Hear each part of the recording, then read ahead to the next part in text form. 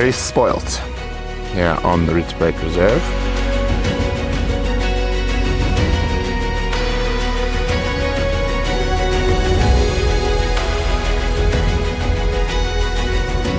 How awesome is that, guys? Right past the front of our truck.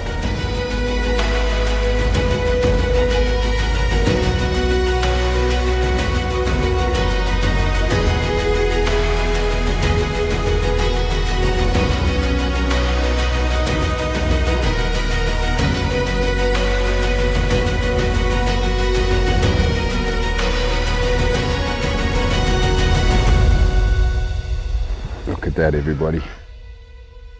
They are just unreal.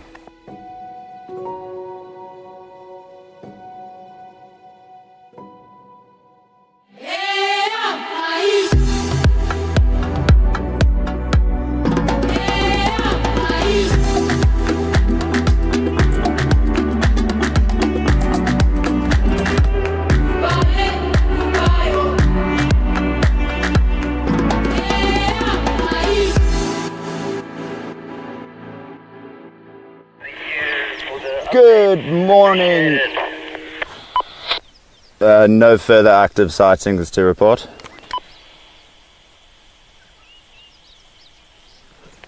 Let me try that again. Good morning, everyone. Let's see who's all with us. Thank you so much for joining us again on another lovely, beautiful morning on the Rietspruit Game Reserve. Got the sunrise behind me just to make me look extra good this morning.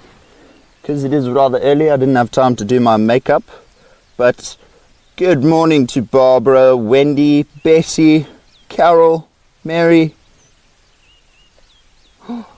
How is everybody doing? Just fine afternoon. It's like first thing in the morning. It's 5:30 in the morning and I'm saying afternoon. Well, everybody, we did just have fresh leopard tracks, but they seem to have vanished. I don't see them down there either. Just gonna go check this one other junction here.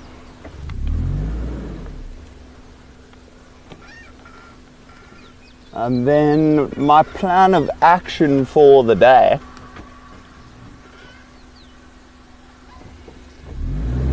is, I think what we're going to do is we're going to just make our way towards the boma, do a quick check on the dogs, see how far they've gone with that carcass, and from there we'll head on towards Lowveld in search of the pride, because I know Brent had the most amazing drive yesterday afternoon.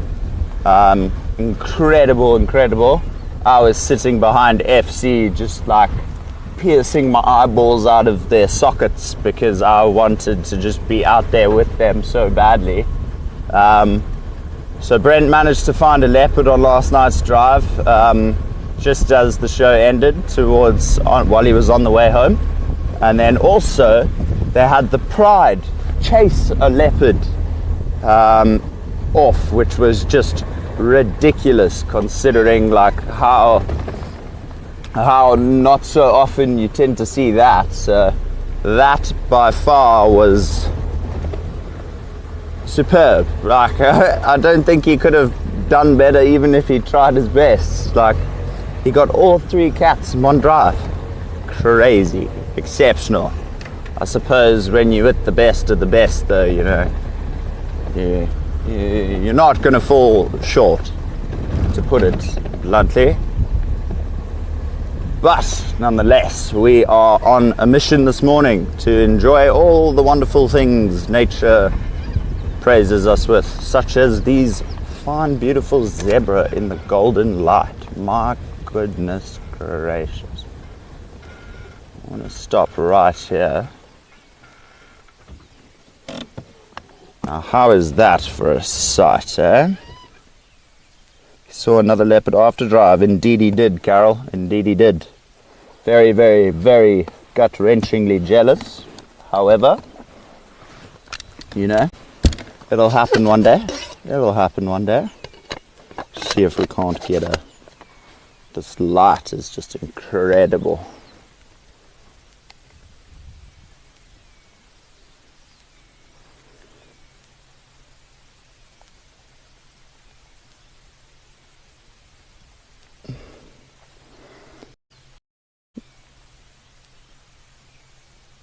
Nice early morning on the Rietspruit though. Sunrise is definitely why we get up in the morning.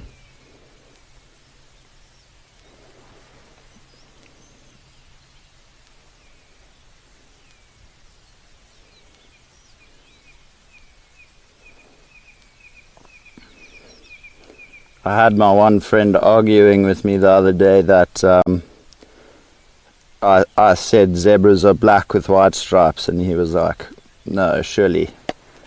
He said I was talking complete nonsense, and believe it or not, folks, zebras are in actual fact black with white stripes. So when a baby zebra is in the womb, it is completely black actually. And then as it develops in the womb and continues growing into a fetus, the melanin in the skin, not the fur, the skin, changes, and that's what causes it to go white. But if you had to take hair clippers to an actual zebra, you'll find that its skin is actually black, which is incredible, because we've all been under this preference that zebras are white with black stripes, or I suppose it's not really a preference, everyone just assumes it because majority of a zebra is white compared to the smaller black stripes. That never works for me, Mary. Tell me about jealous, you get to feed the dogs. But, Mary, I came to deliver an impala, and as I got back to FC, I saw on FC... Oh, just give me a second, I'm just taking my jacket off. So as I came back to sit back down at FC, I saw that the dogs had already come back and started attacking that carcass. So I was just as jealous, not going to lie. Not going to lie at all. But that being said, if I'm going to be jealous about every sighting, I'm never going to have any fun, because sometimes the sightings are meant for you, sometimes they're meant just not to be. And all we can do is just hope for the best, expect the worst, and that's just what we've got to do, I suppose. Just trying to fix my mic. Oh, there we go. How stunning is this light though, everyone? Real. Just how the highlights ping off the zebra's mane and rump. It's really just giving off this vibrant golden hour feel.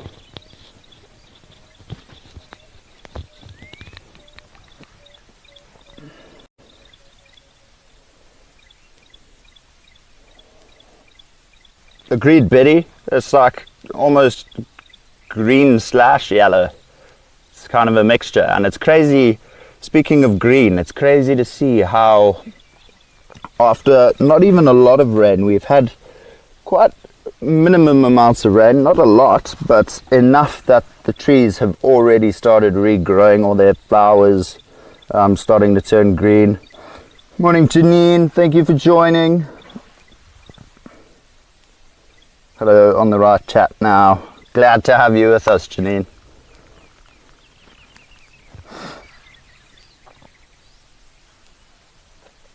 Actually, a lot of people overlook more antelope than anything else. Everyone's in the bush, mostly for the cats and things, but genuinely think if I had to choose one of the favorites of the plains game, it definitely would be zebra. They're each so unique, kind of like a leopard in a sense, where no leopard's coat will be the absolute same. I'm just going to roll forward. We'll keep the car off as not to spook them, but we're just going to roll forward the slightest little bit so Basil can get a better shot. How is that, Basil? So everybody, Basil is on camera, and VM, the one and only, is on FC.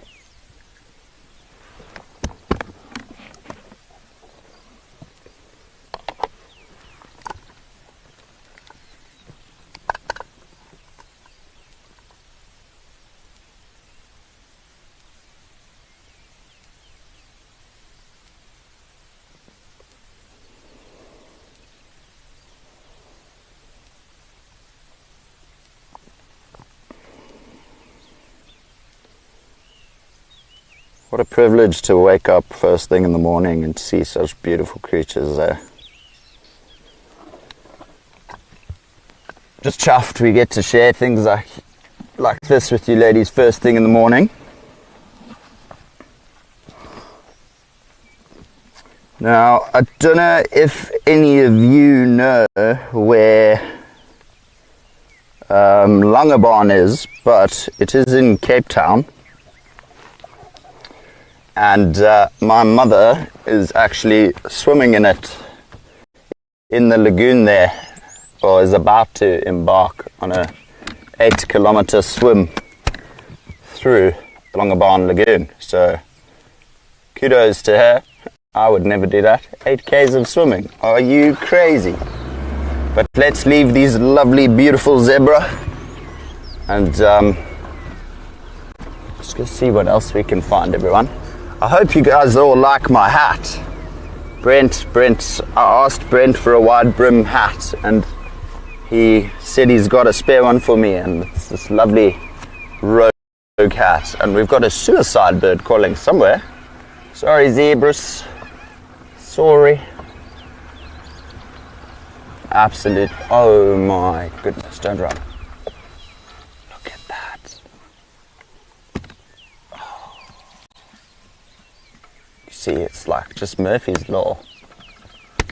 As you reach for the camera, they're gone. It's 11:30 p.m. here. Janine, thank you for joining in. We appreciate you.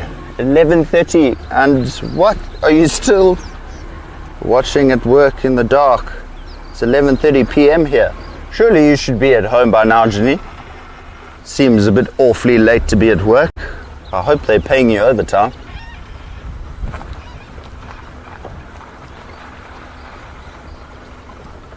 I suppose we all got to do what we got to do to make the monies at the end of the day.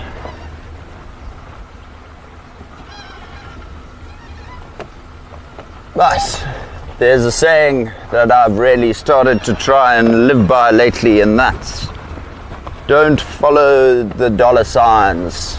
I'd rather be rich with memories than rich with bills. And I believe that. I feel like memories are priceless, whereas money will always have a maximum amount of worth, if that makes any sense in the slightest. I've just heard what I've said, and it's clearly not on par. Forgive me, still kind of waking up, but who's excited? Might get to see some wild dogs. So without further ado, we'll make headway straight there, and hopefully we can be treated to them still eating the remains. I don't know if there will be remains. It could also be very much gone, but we shall see. Now, Brent and Basil yesterday had an amazing drive, like I mentioned. Super jealous, but I'm not going to say we're going to one-up them, just because I know we won't. Touch wood. We might get lucky. If you've known the bush, you might know you go around one random corner and boom, something amazing happens. So you never know. Go home Monday night. Love to watch. Oh, good looking hat. Thank you, Barbara. Every photo was their wrong hands. Oh, Betty, don't you stress. Even myself only managed to get 2 shots, and it was of a zebra bum. But you can turn the back end of a zebra into a pretty good photo. I mean, if you select the subject and say, for instance, you're editing on something like on Lightroom, for example, you're just going to have to create a mask, select the subject, and then invert it, so then you can just make the whole background black and then turn it into a stunning black and white portrait of a zebra's behind. I think that'd be pretty cool. Well, that's just what I'm picturing, you know. But how's this? Oh, sun rays coming in. It's a lovely temperature already. As you can see, I'm no longer wearing my 4 jackets, my beanie and scarf first thing in the morning. It's really awesome. Really appreciating that. However, in the tent, it does get a bit toasty during the day.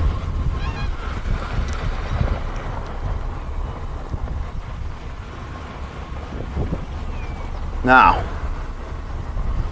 I wonder what the next animal shall be. Will we see anything on the way to the dogs? I don't know.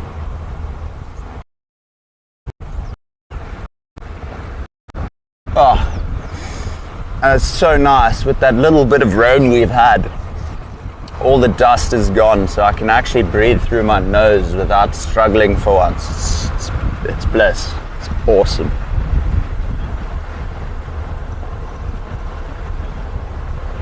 Janine does the longest shifts at work and has to stay overnight. Oh, Janine, I'm so.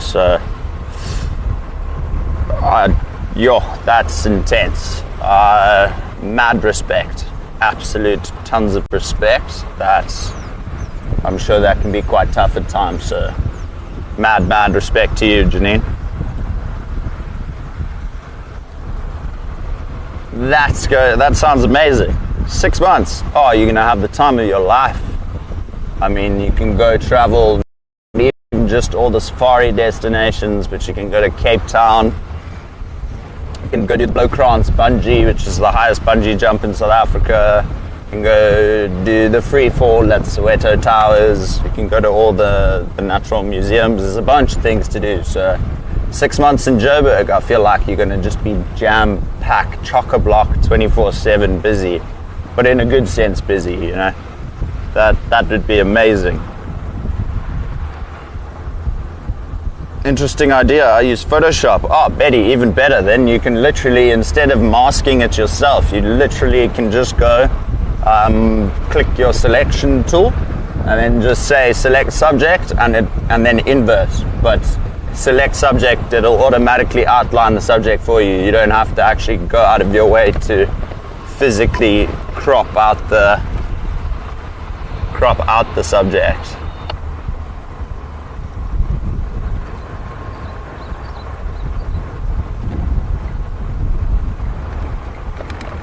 Bum, bum, bum, bum, bum, bum. Just gotta check the radio's working. You could pose with your hat for a pretty cool photo. Like this. I don't know. Should I take a selfie? Just be like. I do like this hat. It's just a bit rugged. It's nice. It feels like it's meant for the bush, you know. Rogue blessing us.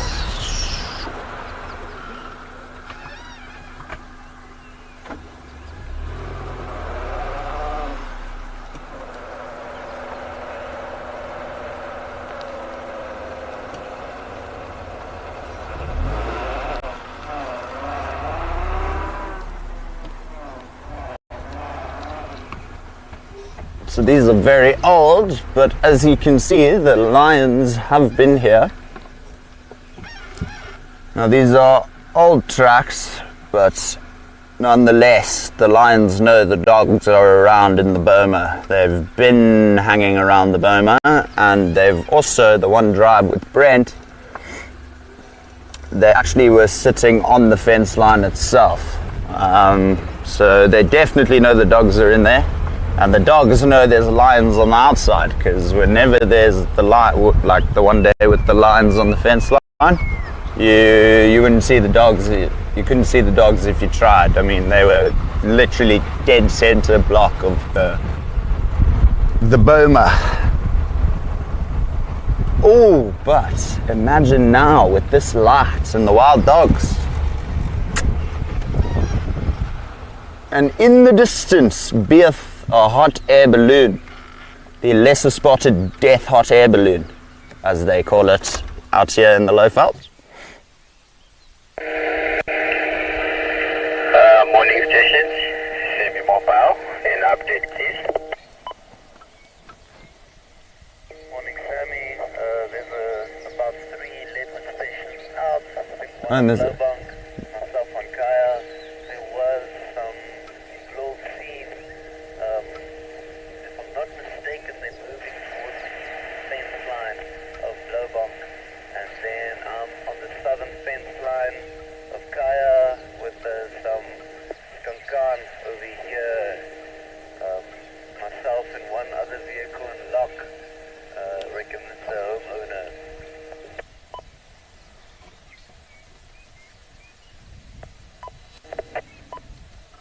Alrighty. It's a nice sight with the mountains. Just confirm the location of Kankan.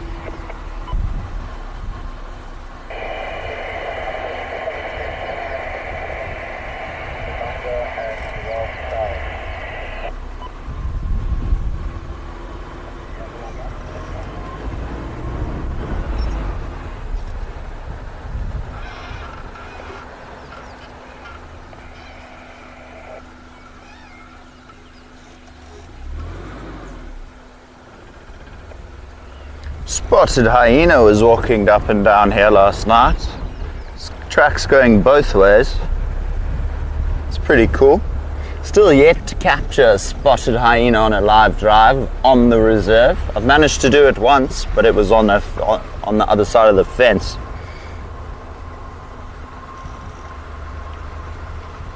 I agree with you, Carol. A bit early for a balloon ride. I think it must be pretty chilly up there at above sea level. I don't know by how much, but yeah, it definitely would be fun though. I've got lots of vultures in the tree. Huh? No, where?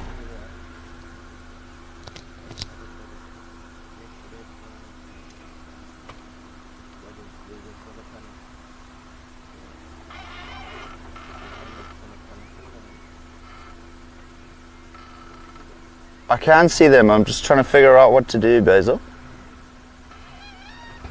Because you're not allowed to just go around. Apparently we have to keep it clockwise. So what we'll do is we'll quickly zoot around. They're definitely starting to look a lot more calm with vehicles though, which is really good. Hey pups. So we're just going to go around and then hopefully we can get Basil in the best possible spot to get the puppies, just because I don't want to go against any of the regulations. So we stick to the rules, we have fun, and we do things properly. Especially over the mountains. Couldn't agree with you more, Janine. Those mountains are something special, eh? Even this morning they are vividly, oh, the puppies have been digging again. I can't really reverse to show you, but we might need to do some more stones. Some more rock piling, to say the least. But clearly still trying to dig. See a few new dig sites along the fence every now and then. But the good news is they're still there for the time being. But you all know wild dogs. They just, if they want to get out somewhere, they will. That's weird. So I just got booted off TeamSpeak.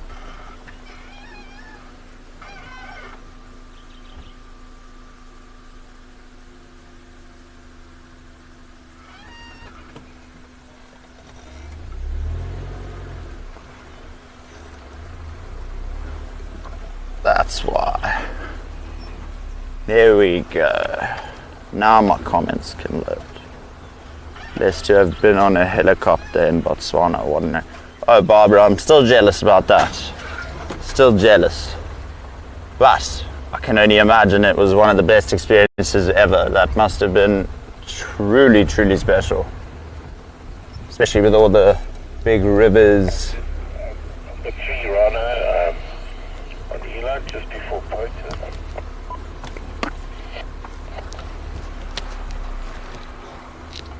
As you can see, I've got a bit of PTSD because on my last early morning drive, I managed to get a flat tire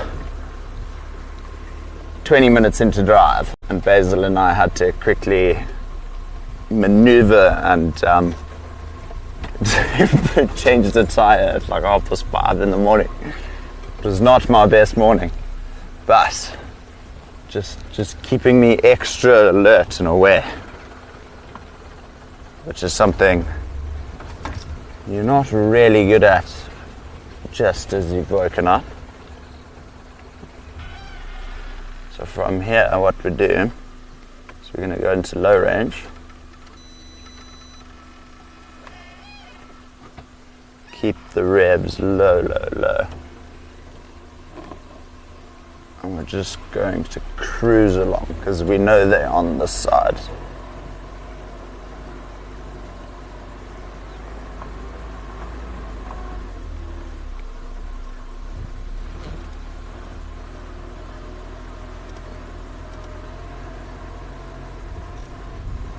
Oh, have they run away?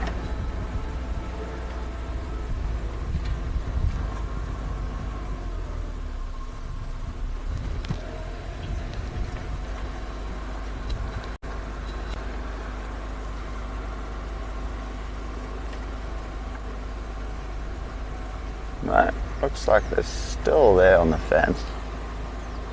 Just moved a bit more where we started, essentially.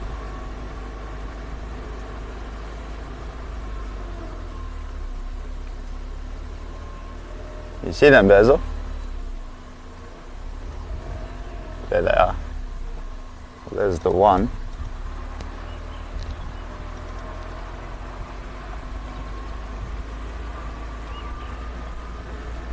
Why are you guys not working with me this morning? Oh, here we go.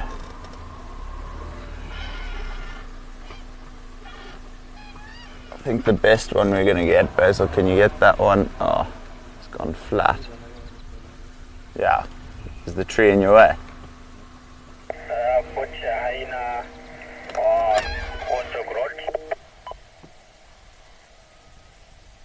Well, the dogs have blessed us with their presence, everyone.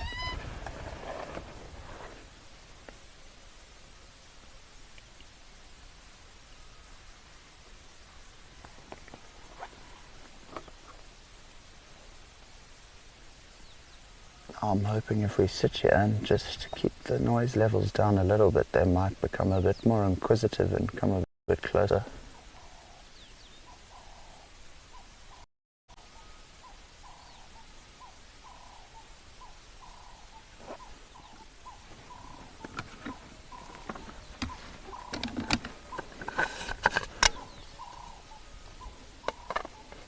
There's one moving closer towards us.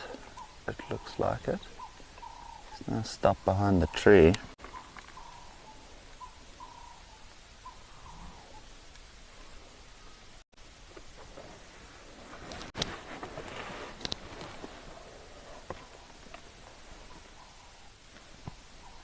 Oh, this one's coming right up to say how's it. Is that the collared one?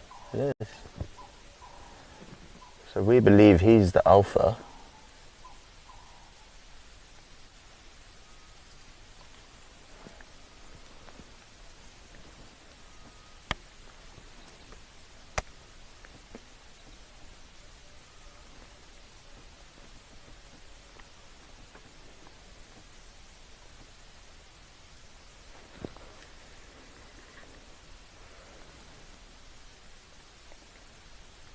And he's off.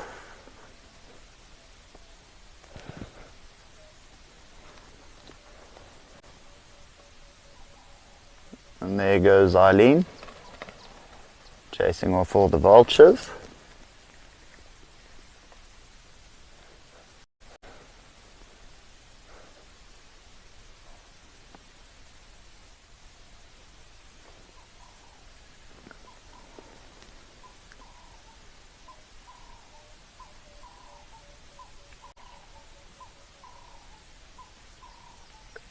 Oh, this is amazing.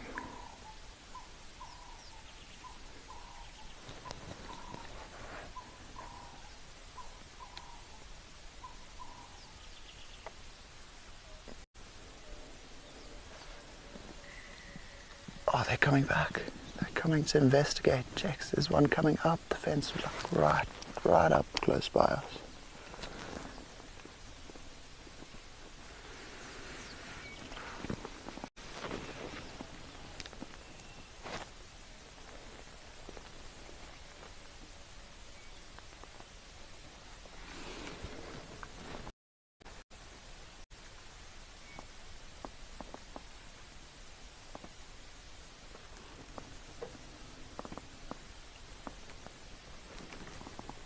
He's just pacing up and down the fence line. All of them are.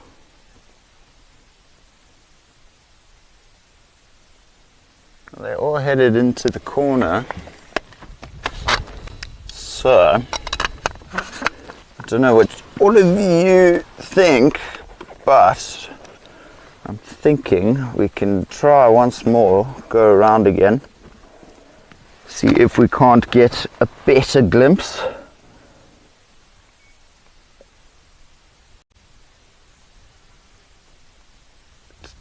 Digger is named by Brent yesterday. Digger, okay. The old man, nice. Agreed, Barbara. Watching the dogs never gets... Oh, speaking of the dogs, they've come back.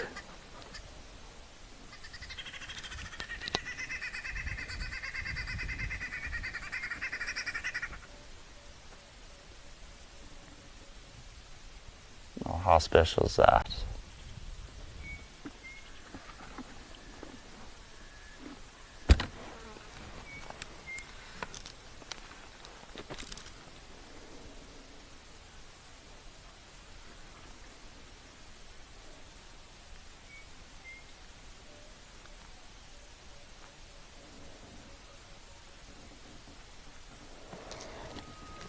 This is super cool. There's one literally on the fence line.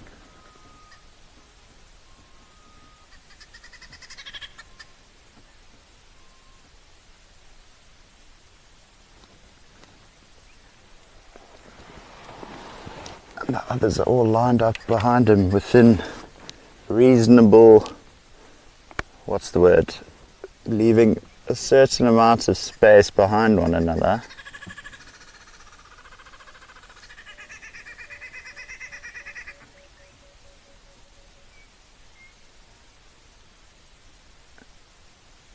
Aren't they just magnificent though?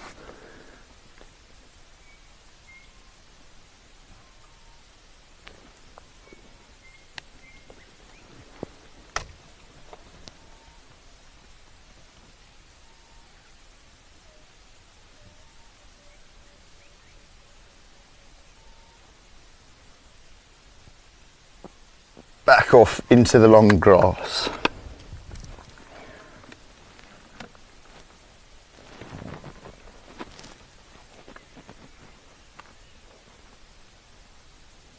Sorry, I thought they were going to come back around. Alrighty. What is that? A solar panel. Indeed, Betty, it is a solar panel to charge the battery, which essentially charges the fence, keeping the dogs where they're supposed to be. Although that being said, half of the time they still manage to evade.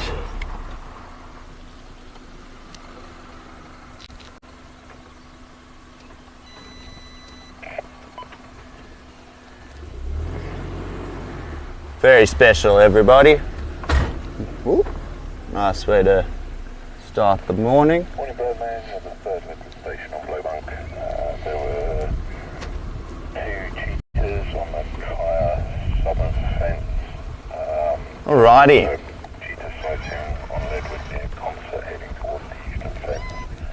And there were three rhinos also on Kaya, I think. Copy that, thanks. Is the fence electrified? Bessie, indeed it is. Indeed it is. It's not necessarily just to keep the dogs contained though, but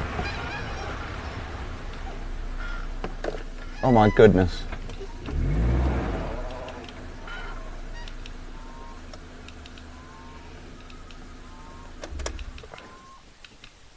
There's two yellow-bellied green bulls clattering away. I think it's a yellow-bellied green bull, if I'm not mistaken. I just want to check on the app. If it is, it's really cool to see a pair of them.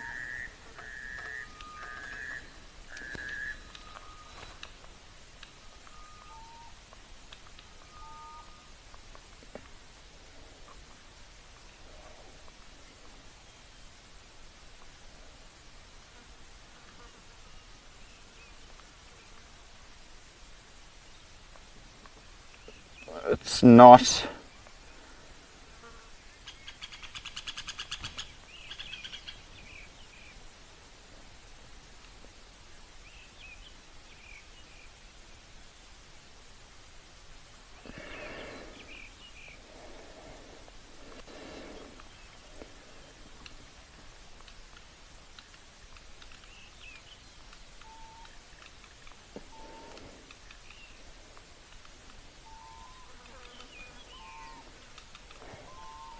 Definitely not.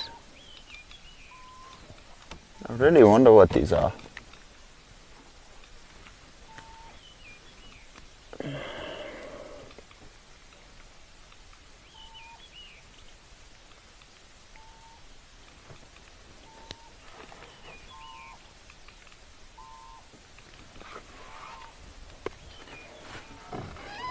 Alrighty. Well, they're evading the camera. Bugs are out already. Flies. Lots of them. Don't think the whole fence that we could see is electrified. There's one wire close to the ground that is. Betty, Mary, you're both 100% correct. So the whole fence itself isn't probably electrified. It's probably just the bottom two. And then, what's it called? Like Mary said, there will be one that's just away from the fence on the inside of the boma. That's roughly 30 centimeters away from the actual fence, which is like a trip line. It's like yay high off the ground. And that's just to prevent them actually touching the fence, but also to keep other things out. Like your lions, which have been waiting quite frequently at the fence to hopefully get a wild dog nibble. But to be fair, I'd put my money on the wild dogs to make a clean escape. They are just ridiculously cool animals. They're really starting to grow on me. Really, just incredible strength and willpower. Like, I mean, you've seen the one that's just had its leg amputated, and I mean, you think to yourself, wow, if that were a human, you know, it would take not even maybe a couple of months, a couple of years to fully just heal and what's it called, recuperate and recover from your injury. But wild dog, literally, we amputated, was back in the boma the very same day. Very next morning, Eileen was up and running about with all his friends, should I say. It is a pack of 5 boys. Sorry. Although, did give us a bit of a... How rude of him first thing in the morning.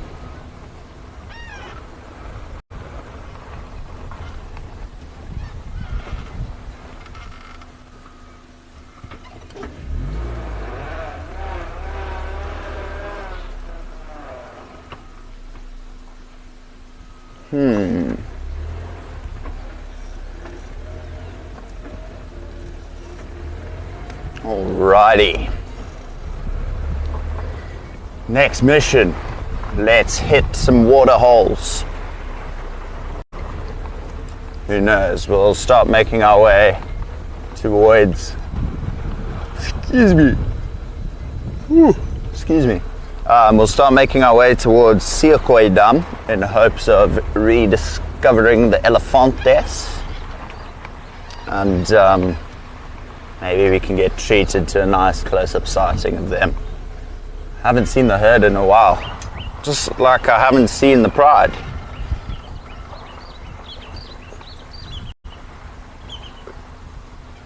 Mary, to be fair, we only have 2 legs to start with. Okay, fair. Very valid point. I'll give you that. But that being said, you know, we have hospitals, we have beds, you know, we've got all these comfy things that help us make life comfortable, essentially. Animals don't have that luxury in a sense, you know. It's always, you know, if you can make a kill, because you don't know when you're going to eat again. When you're drinking, drink as much as you can, because you don't know when you're going to drink again. So along the southern fence line, Lalapanzi in between. Betty, there are 5 dogs in there. 2 of them had snares, the one requiring surgery. The other one had a snare around its shoulder, and it tore into the skin a bit, but it was nowhere near as bad as good old Eileen's snare was. So that's always a plus. That's always a win for us in terms of surgery is pretty much the last option. If things can be done without surgery, way far better. Just also not as expensive, but that being said, you know, got to do what you got to do to keep these animals going, because I remember Grant saying there's like the population of wild dogs is at an all-time low. Like in his past couple of years or something, the population in Kruger has gone up to 300 and something dogs, where 3 or 4 years ago there was something like 120 dogs in the park, or some ridiculous numbers like that.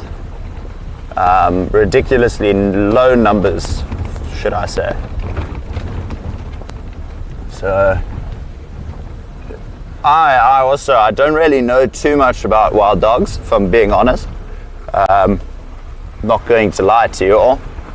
The last place I worked at, we didn't really have wild dogs. And I've always been a leopard fanatic, so whenever I'm in Kruger and things, I'm not really looking for wild dogs.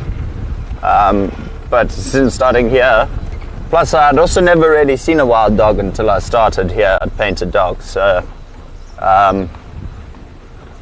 yeah, I've been very fortunate to have some really cool encounters with the wild dogs, and by far really starting to grow on me. What a lacquer treat, eh? Sure.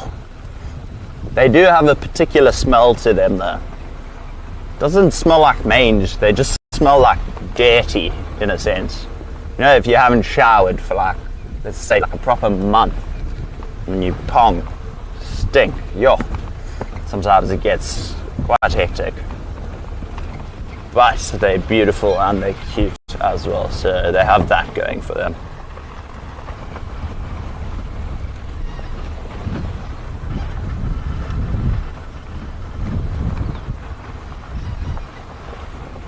All righty. I hope I haven't taken the wrong road. I feel like I have taken the wrong road. We soon shall see.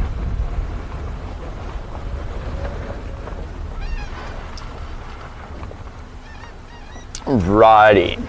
Let's see. I'm gonna come up with a question now. I'm just trying to think of what's a Basil. What's a good question to ask the viewers in terms of a fact or fiction type thing. Do you have any good questions I can ask them?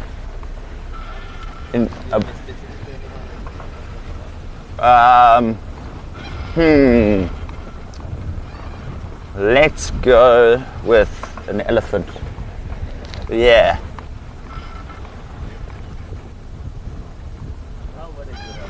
How about a giraffe? Okay, what's your question on a giraffe? How does a giraffe sleep? Alrighty, there you go, everyone. I actually just want to do something while we're here. So Basil's question to you all is, how does a giraffe sleep? It's actually a pretty good question. I'll give you that. So in here, where we're about to go, is where there was an old giraffe carcass. And I mean, you know, it wasn't too long ago, a couple of weeks, 1 or 2, but still clear road that's been paved through here now, so we just gonna go check it out in case, you know, you never get lucky. You come around the corner and the lions are just in that empty sodic site towards the end. Just give that a real quick scout. Also just a nice open area, good place for leopards in terms of using drainage lines to conceal themselves, to sneak up on prey last minute. But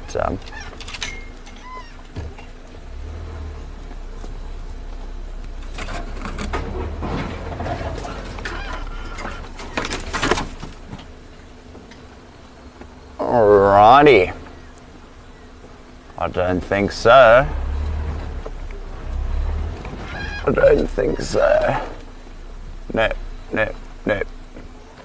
Crazy though. There's not even bones left of the. No, never mind. Spoke too soon. There's literally just a rib cage. It's quite scary. It's like, you know, that dark scene in The Lion King when they're in the hyena's lair.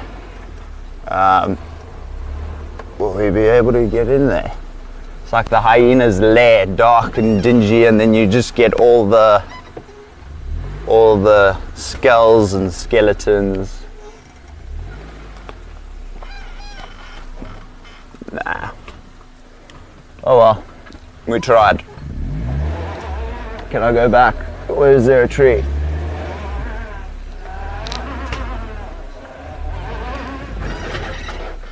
Nice. Sorry, flaky bark thorn. Righty, let's get out of here and get back on the hunt. The search, should I rather say.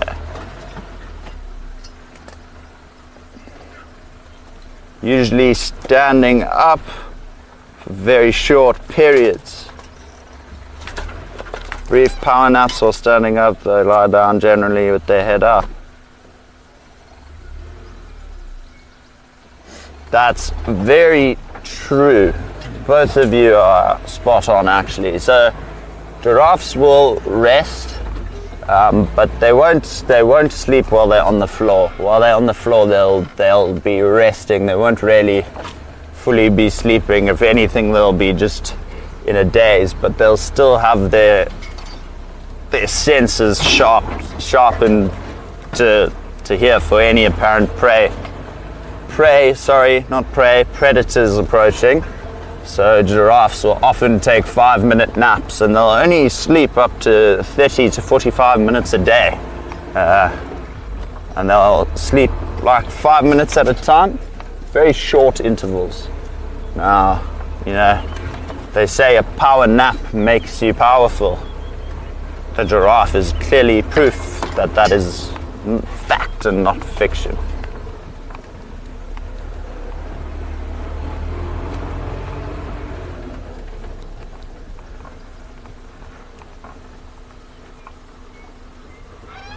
Righty. Oh, those puppies this morning with the golden light was just something, such a sight for the morning here.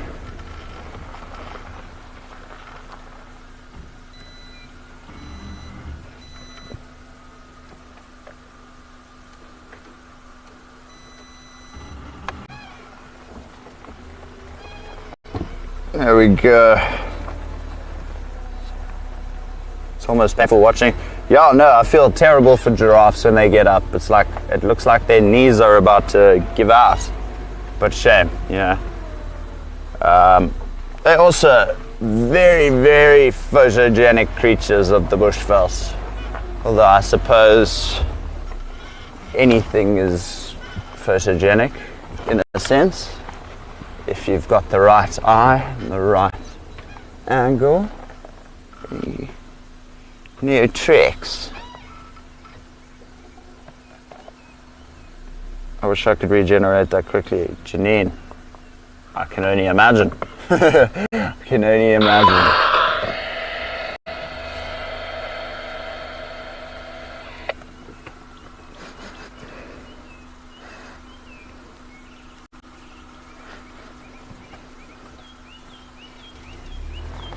The rhino that was scent marking here.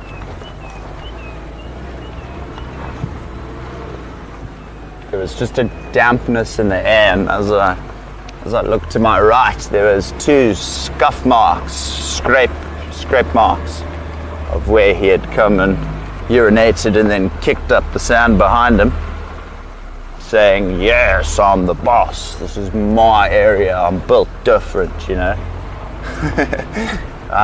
But I haven't really visited this side of the reserve too much. Very, very pretty side of the reserve. Completely different towards the lower Seskant and Lemon-Duren Crip areas. A lot more open and not as thick. There's lots of gaps in between to see through the bush, which can be very useful sometimes.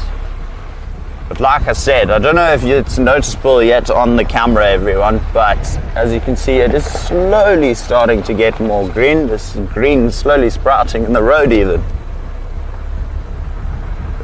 I wonder what other animals get that little sleep.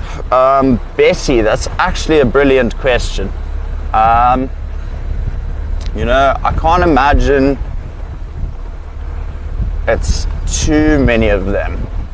But that being said, on the other side of things, if you think about it, like if you are a diurnal animal and you literally cannot see at nighttime and you hear lions roaring and things like that, you know, you will be in for an awesome surprise.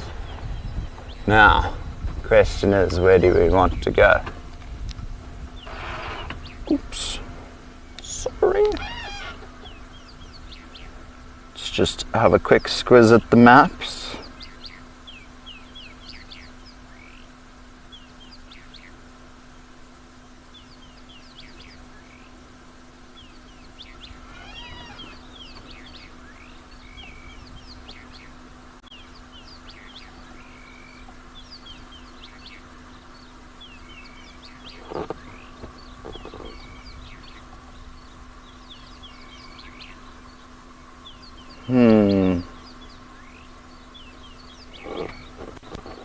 Alrighty.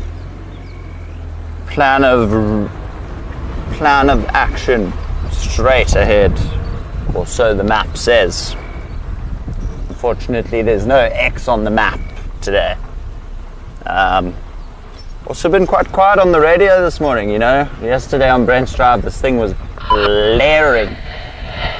Now this morning, we've got a bit of radio silence. I see you smiling there, Basil. I see you there smiling. Basil's like, oh, Gonna go with Brent every drive. I'll get it one day. Definitely not lions. I don't think elephants sleep much. I love when they lean their legs. So, Barbara, I think you're right with that one. Ellies also don't really get that much sleep. They definitely do get more sleep than giraffe though. Especially the baby Ellies. They'll normally actually lie down and sleep, but what the herd will do is the herd will almost create like a circle barrier, and the younger elephants will kind of sleep in that. But I don't know. That's a great question. I'm actually not too caught up on that, to be totally honest with you. I have to go do some research on that a bit later for this afternoon's drive.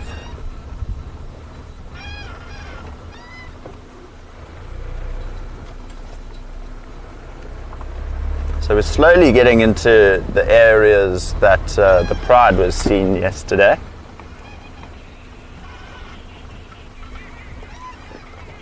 They were seen on poachers close to Elandskab, I think it's called.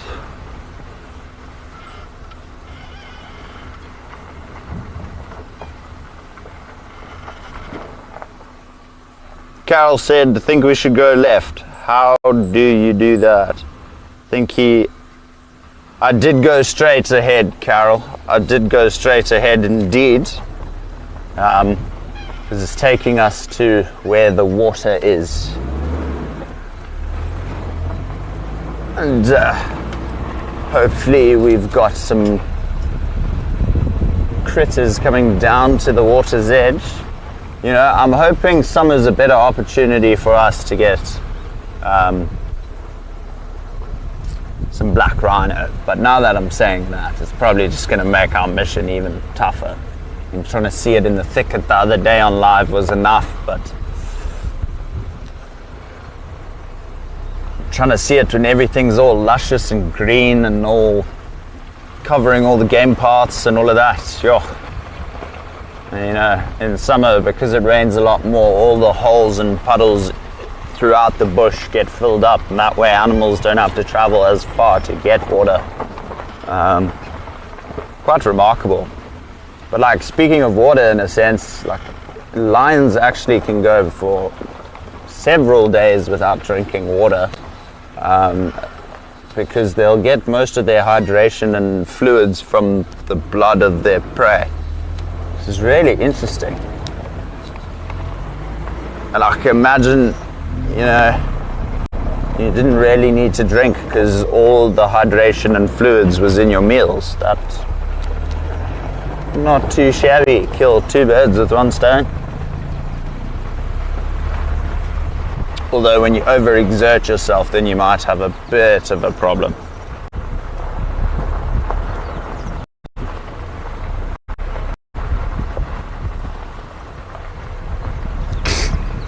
Definitely not the lions.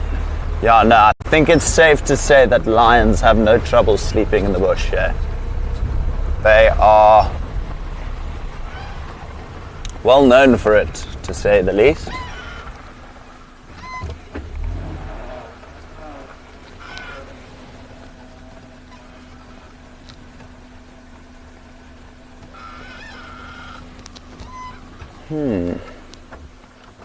Oh. Whoopsie.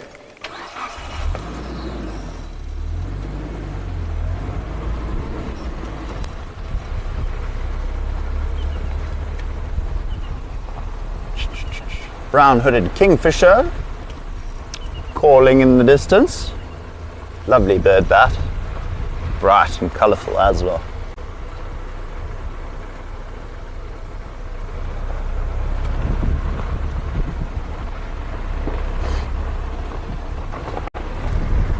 Now, I'm really hoping the pride hasn't moved off onto Kaya, because that would be quite heartbreaking, because as most of you know, we don't have traverse there, and they have been there quite frequently lately. So that being said, I don't know if they've made their way further back there or if they headed further inland below bound.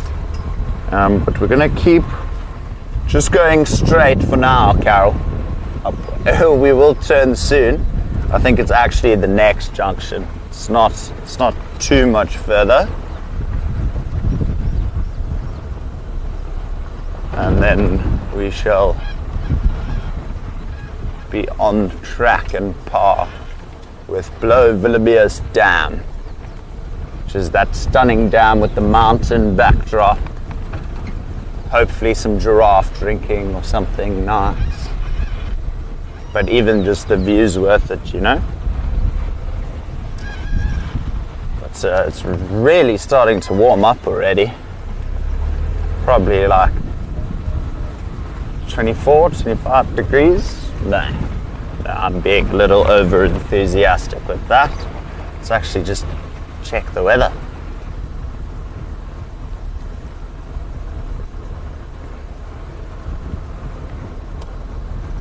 That is a lovely 20 degrees right now, which is set to hit 33 later on today. That should be interesting. Still haven't heard a woodland yet. Carol, I think I heard one yesterday. I think. I couldn't really make it out because it was very far away. The wind was blowing a bit. And I was also hearing all the chirps of the hornbills going grrr. I can't really do a hornbill impression, but they were making a lot of noisy things around my tent when I thought I heard said woodland kingfisher, so I really did struggle to hear it. There's a red-crested Kuran literally on the suicide bird. They're super pretty birds though, these. Really remarkable. I'm still yet to see the red crest though. Still waiting for that.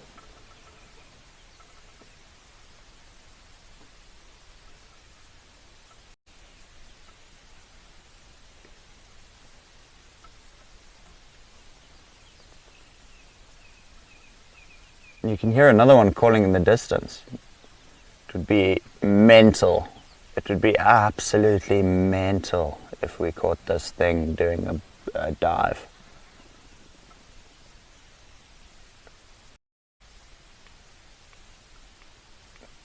There you go, starting the clatter. Wow.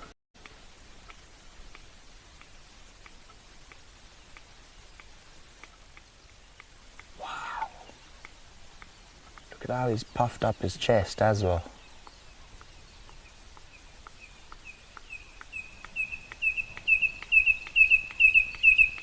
There's another one close by. Oh no, never mind, it's just him making making that noise.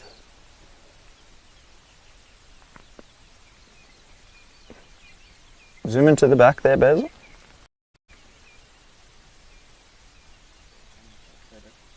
No, it's okay, you can go back to the head. It's chilled. I just wanted to, I thought, there's no way. Is it?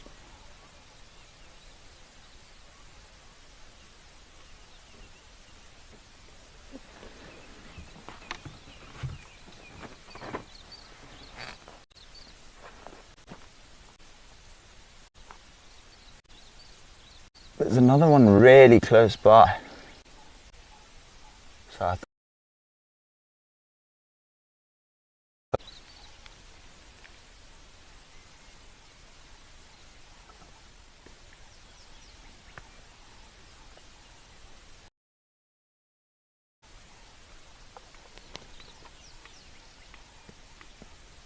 there he goes again.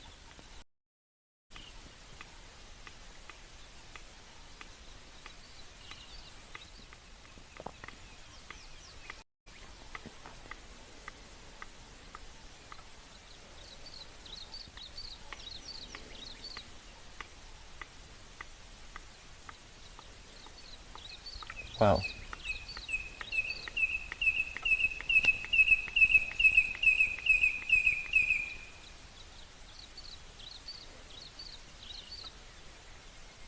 Really, really distinctive and loud, eh? Well, thank you, Mr. Coran. I hope you find your Juliet.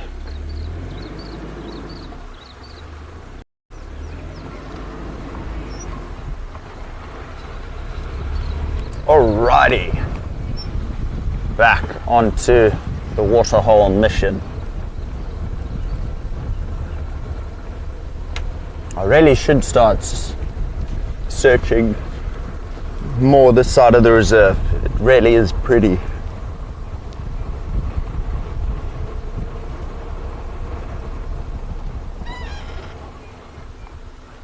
Is that what I think it was?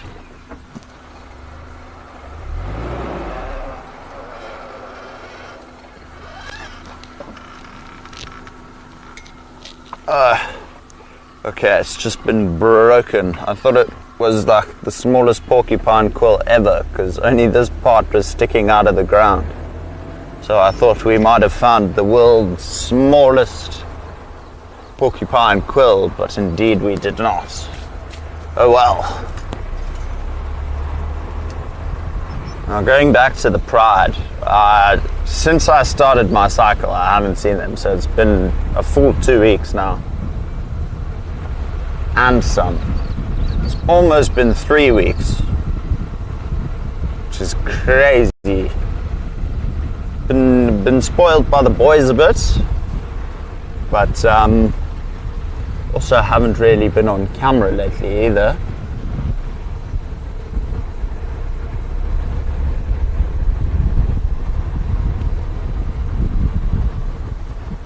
But it's okay, they'll treat me when they want to, you know.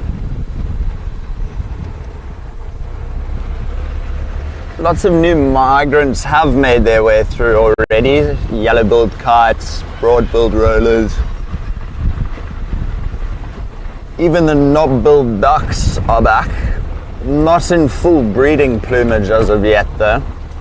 When I say that, I mean those like iridescent turquoise blue feathers with the full-on knob on their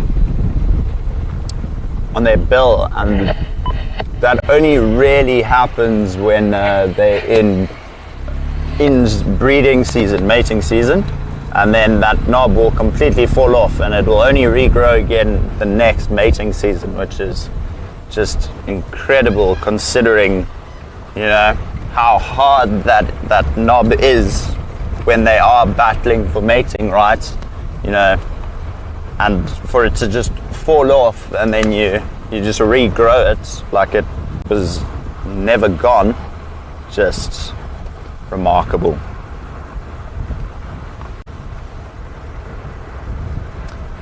Agreed. It was a lovely sighting of a red-crested Quran, even calling for us on camera. He's like, watch me, watch me. Wow. It's green here already. Whoa. This is really, really stunning. Definitely need to come to this side of the reserve more often.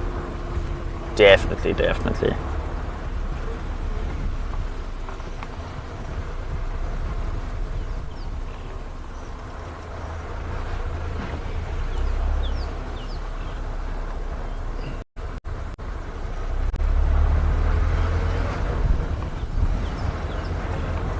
Alrighty. Got some bumps on this road.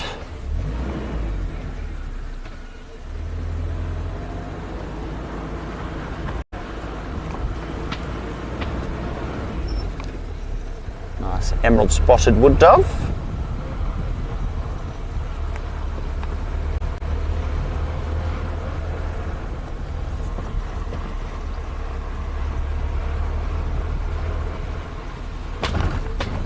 We're slowly going to start seeing all the golden orb spiders coming out again, creating those huge, huge nests.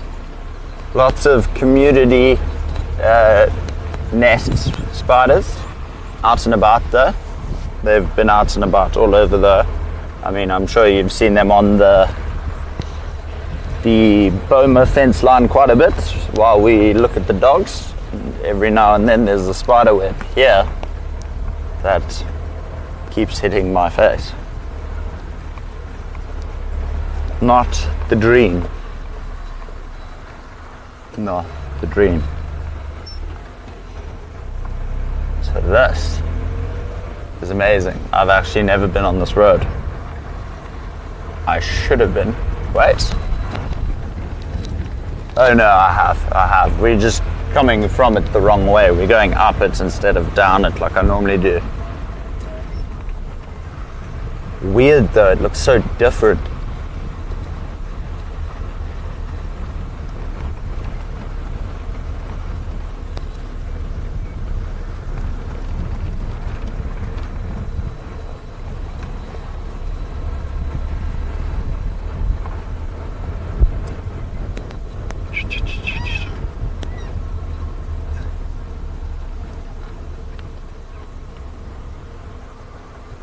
Elephant tracks from last night. There's a few insects and things that have walked over the tracks, but apparently the collar pinged somewhere in this area, so just got to keep an eye peeled.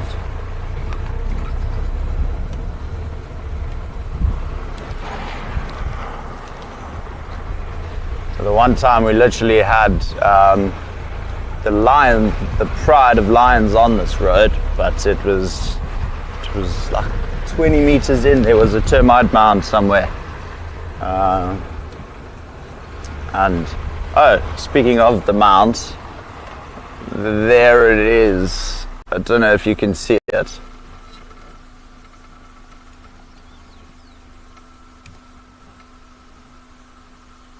But the pride was literally in there, so getting to them was a mission.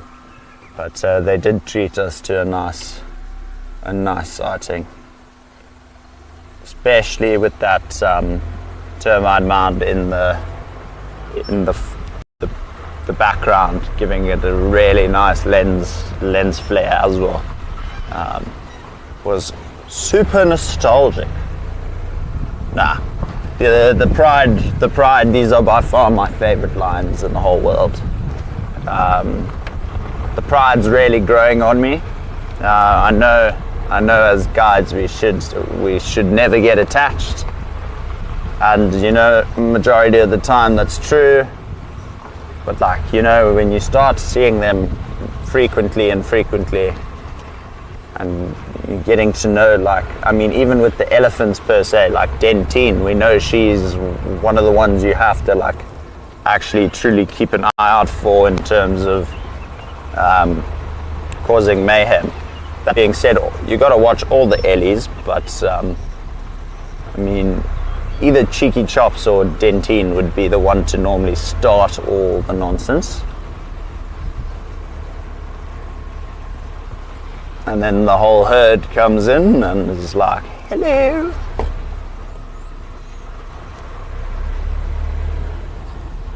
Tis the season of LBJs as well. Little brown jobs, where all birds look the same.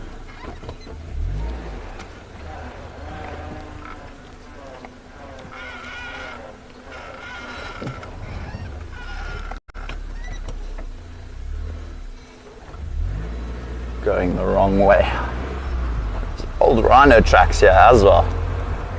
This road seems to be a highway for life at the moment. Oh wow, and look at all the wild cotton, all this wild cotton starting to appear.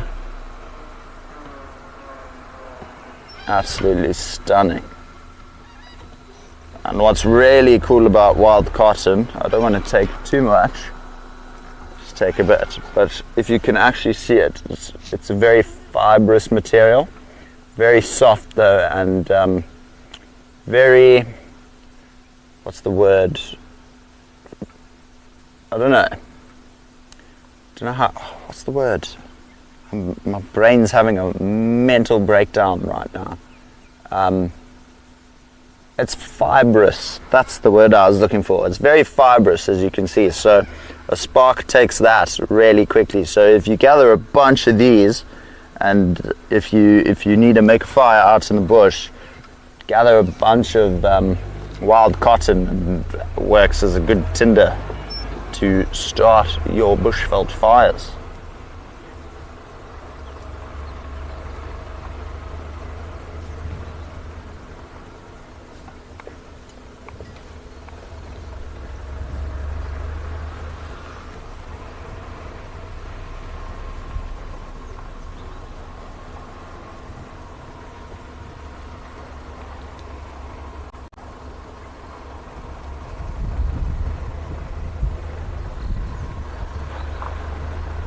Well, it's safe to say no one's found the pride as of yet, so I'm not feeling too hopeful that they've moved deeper into Blowbunk.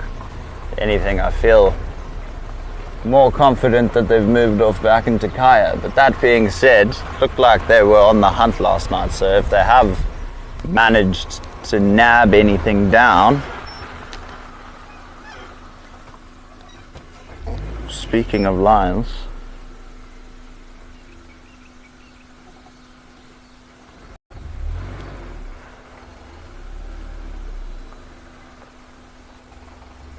there's tracks here.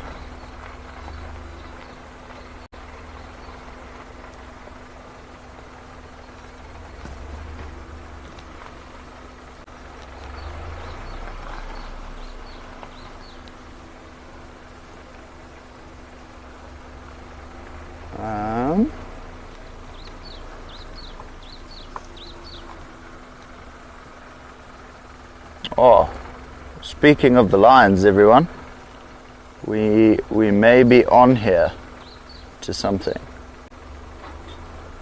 Getting some tracks every now and then in the road. You weren't on this road yesterday, Basil?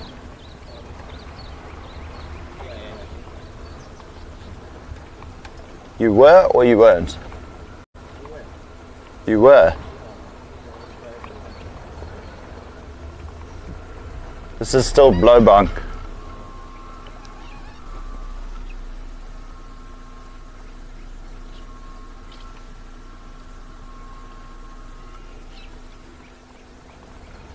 Fresh rhino midden as well. Sure, imagine we can crack those two in one drive. That would be something. I mean, in one sighting, that would be superb. But I'm just focusing on the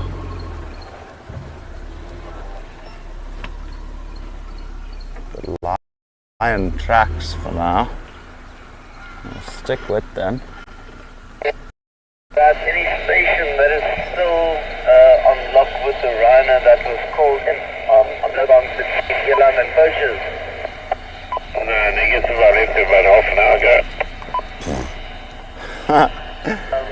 Were they moving in a general direction or just static?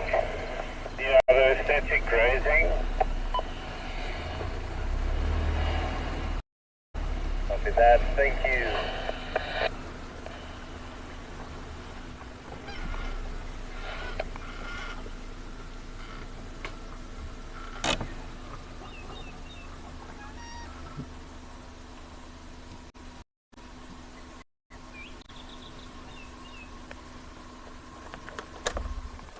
You clear the spider webs.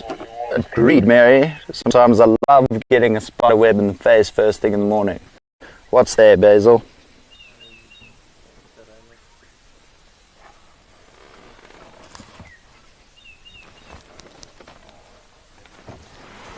I can't even see it.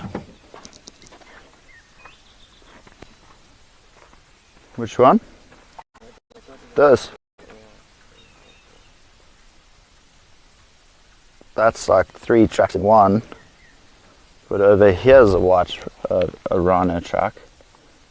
I actually wouldn't say white rhino, although you just need to look for other prints because it could be a calf, a young calf, you never know.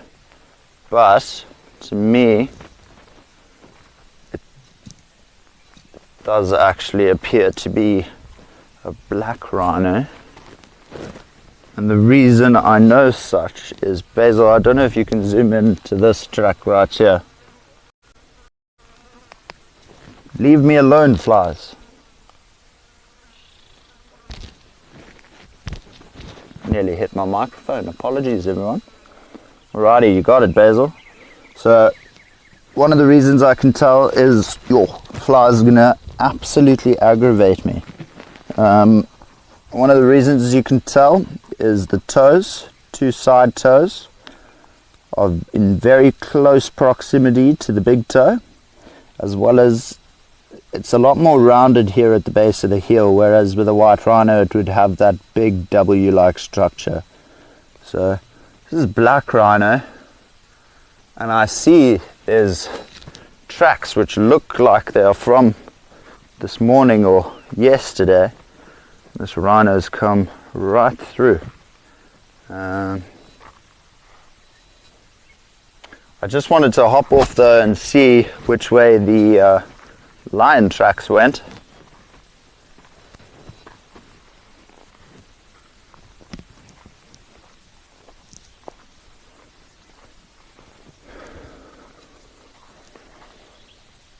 Nope.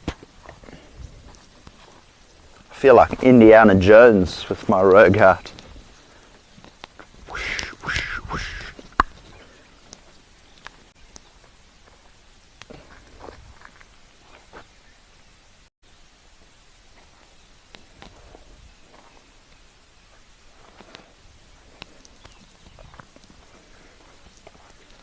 Okay, so my bet, we go back to that first junction and we'll carry on. Oops.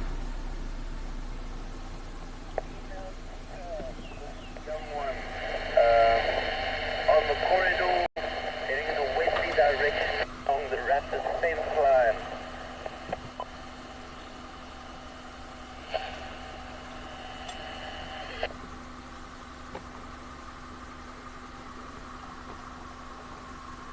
Yeah, Barbara, I do agree as well. It really is hard.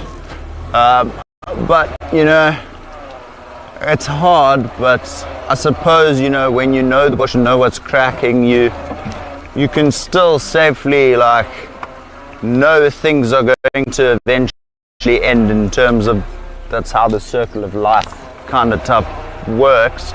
So you still appreciate them and get to know them as an individual, but at the same time you've already, when you start connecting with that animal, you've already kind of accepted that one day it will go. You just need to live with the memory of them and not feeling sad the whole time that they're gone, in a sense. I don't know if that sounds weird, but it's almost like you're prepared. It's not like it's always going to be a shock when they do go, but you know, we do know and we understand it's the circle of life, especially in the animal kingdom. But I do agree with you, it really is hard not to become attached to the leopards of this reserve. However, very hard to become attached. Very, very skittish still, most of our leopards.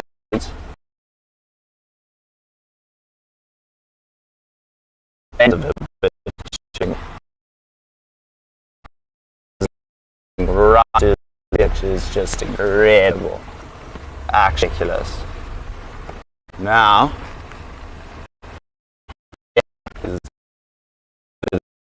of a rhino. Now you can see a small little watering hole to the side of the big watering hole, which is now actually dried up tenfold. Wow, barely any water left. I'm sure with the rains coming in due course, they'll fill up quite quickly. But just to the right here, you can see there's this big disruption of mud where a rhino has wallowed.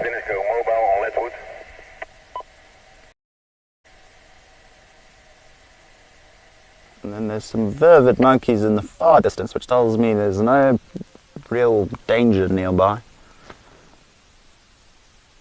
Absolutely stunning views though, like with that mountain in the background. My golly goodness gracious me.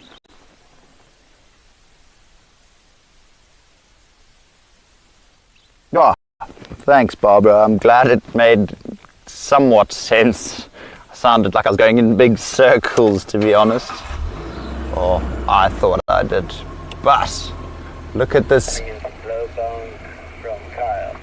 Look at this umbrella thorn starting to become green again as well. Call it an umbrella thorn just because of that upside down cone shape. It kind of looks like an umbrella, especially when there's a giraffe or something standing underneath it, creating that whole shelter. Shelter skelter. Now,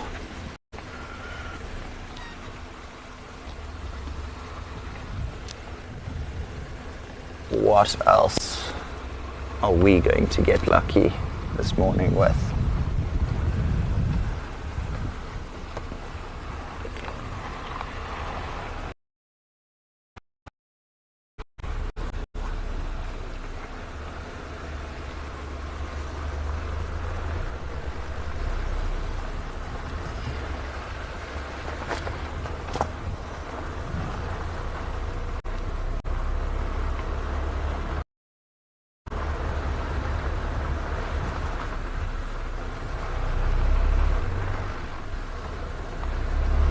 Alrighty. So let's get back onto Hoofpad and then we'll make our way, just because we're quite fast still, pick up the speed just a little bit, but make our way towards Lemmendoring Crip where Brent last spotted that leopard. Should have gone that way, but I got a bit sidetracked when I saw the dogs. I completely forgot. Completely blanked about the leopard at Lemmendoring yesterday. So we'll make headway there. See if we don't pick up on any signs of her. Maybe even get super lucky. But I have been saying that pretty much most drives now for too long and not pulled it off. So yeah, we'll just wait and see on that one. It'll come eventually.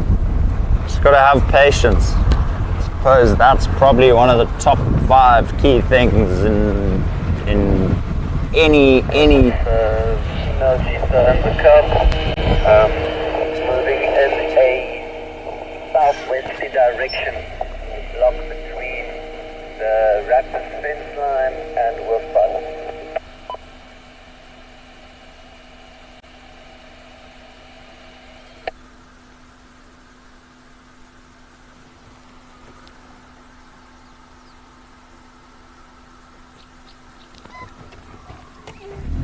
Hold on, everybody.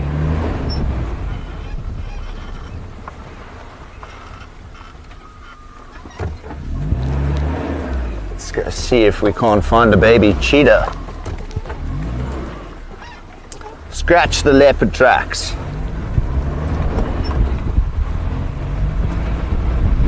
We're gonna just pick up the speed just a wee tad.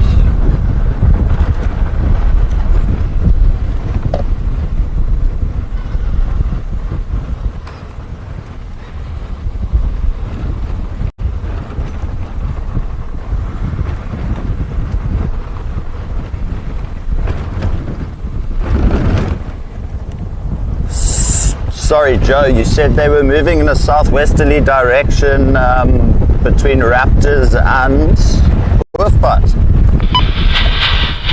They firm, they're in that block over there. Maybe they can end up on Lowveld of South Africa. Okay, copy that. I'm 5 minutes out.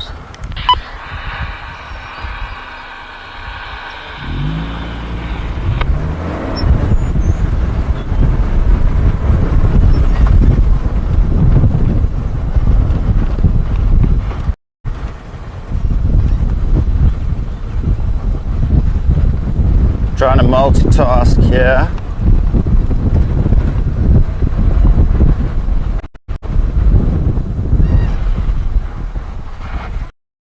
Well, you can see why they're hanging around this area, these sodic sites the cheetahs love. Even when we found the mom with all 3 cubs, well, 3 out of, she was in a...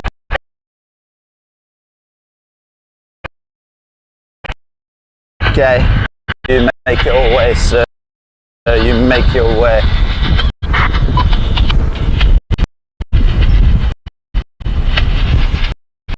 You're holding on, Basil.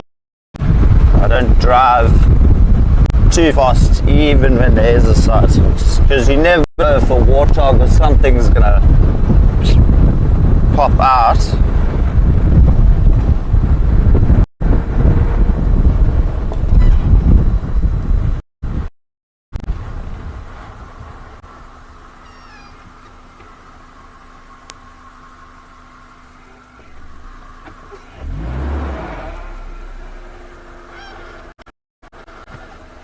Huh? What's that? Where? Oh, there. That's the line.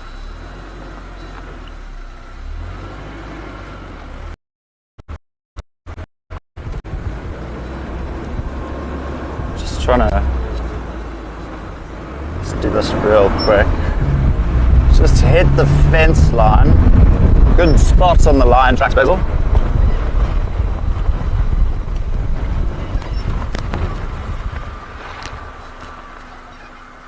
Well, very good spot. They also look fresh. Oh, it could be getting exciting this morning. Huh? Decently. I wouldn't say like brand spanking new tracks, but from like the past 12 hours.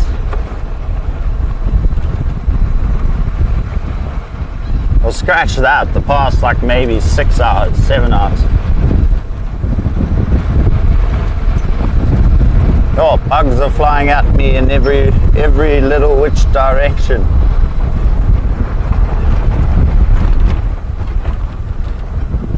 Righty.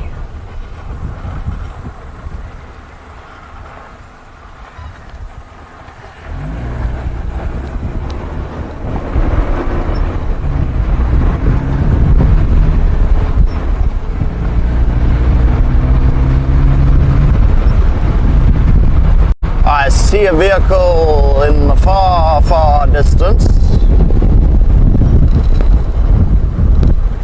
Makes sense. Alrighty. Going in the right direction. Let's check those comments once more. Oops. Oh! Cheetah! Cheetah and cub! Cheetah and cub! Oh, we did it, everyone! Wow! Oh, wow, and the cubs got him big! Wow, wow, wow, wow, wow, wow! Wow!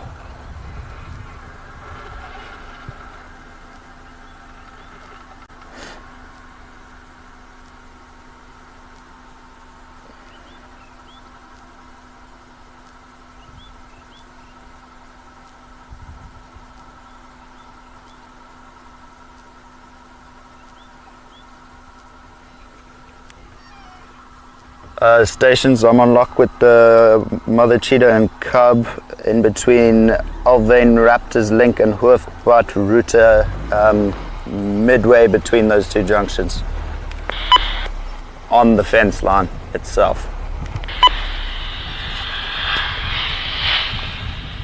The cub's okay, everyone. This is amazing. Oh, this is fabulous. Wow.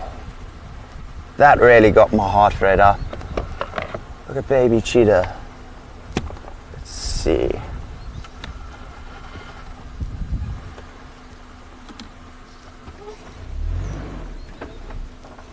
Wow. I'm making sure Mukombi on coordinates. Oh no, they're going into the block.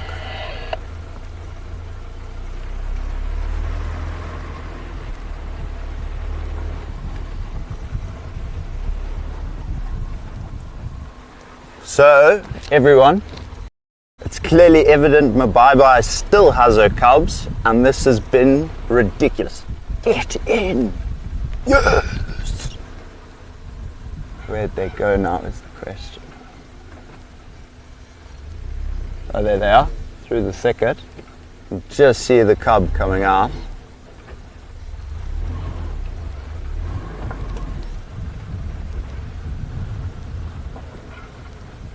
Let's go away just here.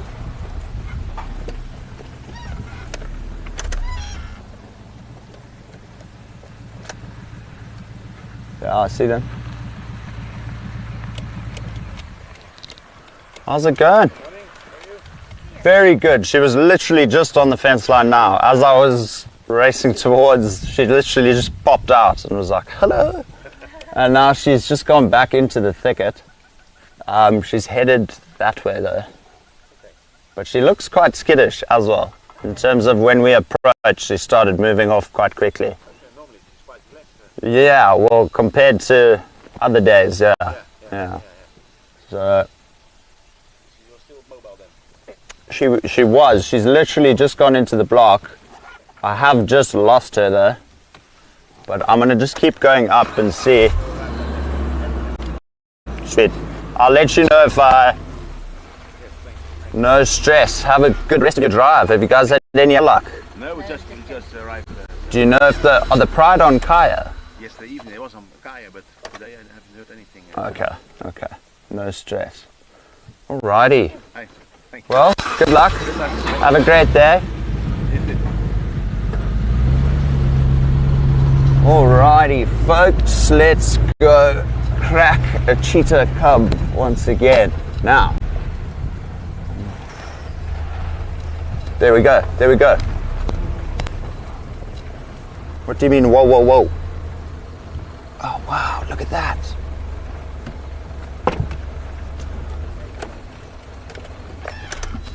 Wow.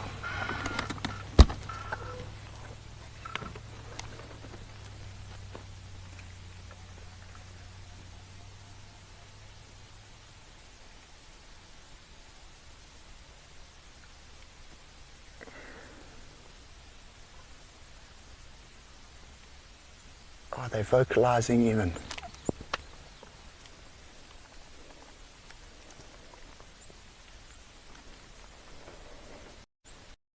Wow, everyone.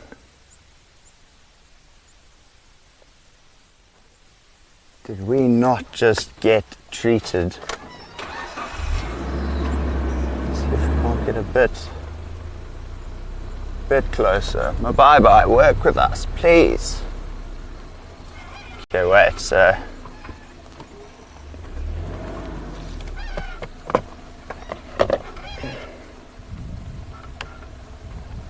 See, this is where she's going to cut through now.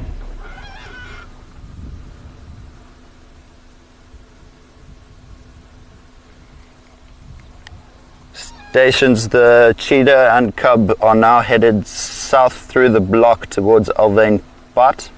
They are highly mobile as well.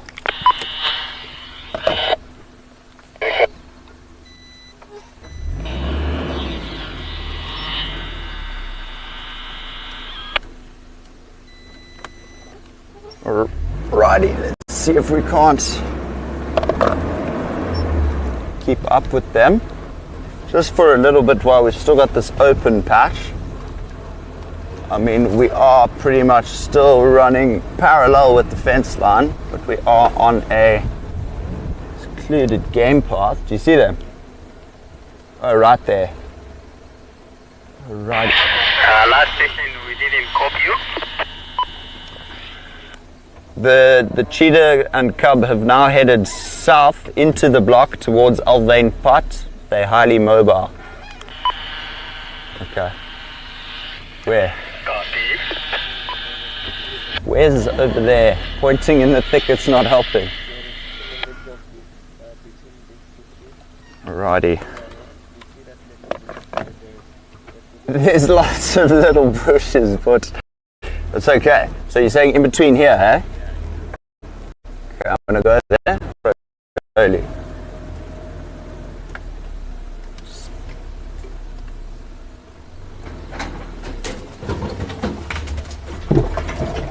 Oh, there she is. See her now. See if we can't get you in there, Basil.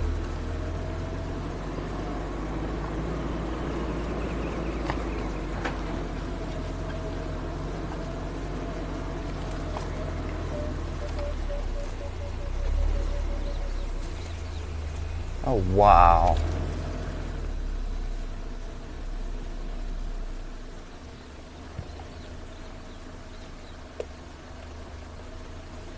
Look at this, everyone. Hey, darling. Oh, sorry. It's okay. It's okay. Clearly not too comfortable with our presence. That being said, she might come right in front of our vehicle, which I think she's going to.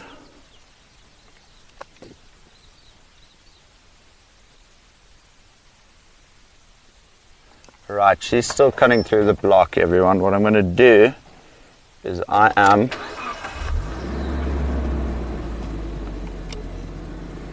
she's changing directions now.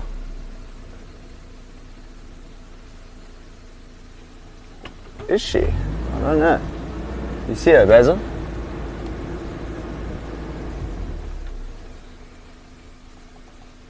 No, still headed that way.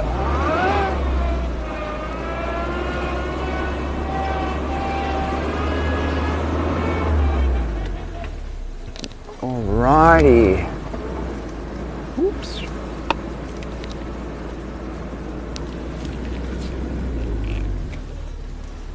Alright, let's go, everybody. Sorry I'm not on the comments at the moment, everyone. I will be with you shortly.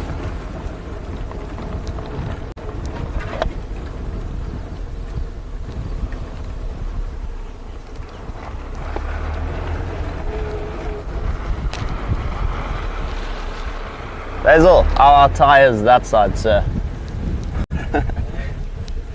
That's the best news I've heard all day.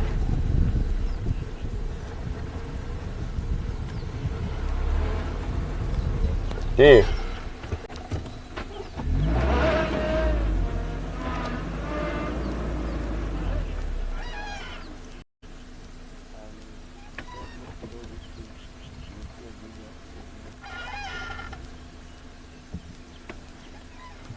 I think I see her, yeah. Is she moving or still? Oh, there, I see the head moving. See, it's going to be, oh, there she goes. Let's see, is she going to make her way back towards the road? Because then what I think we do is we go up further, chuck a U-turn, and then we let her come to us. Although at the moment it looks like she's running parallel.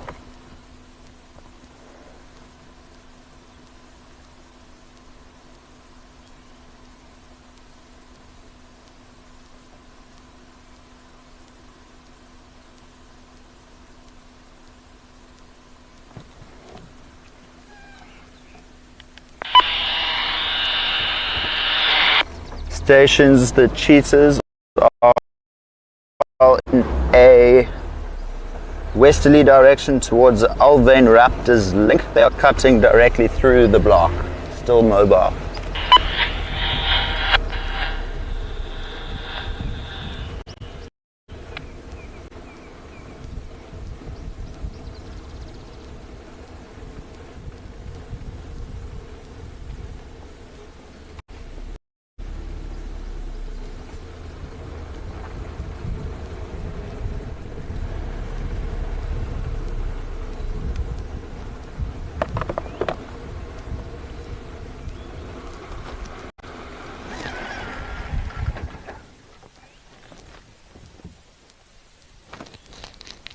Whoopsie.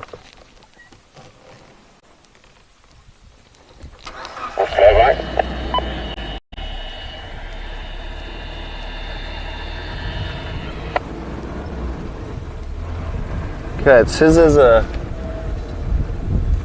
cut road coming up.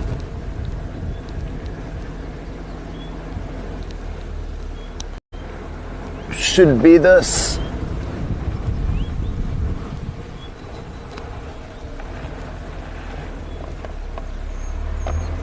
This is where we'll hopefully get her coming towards us.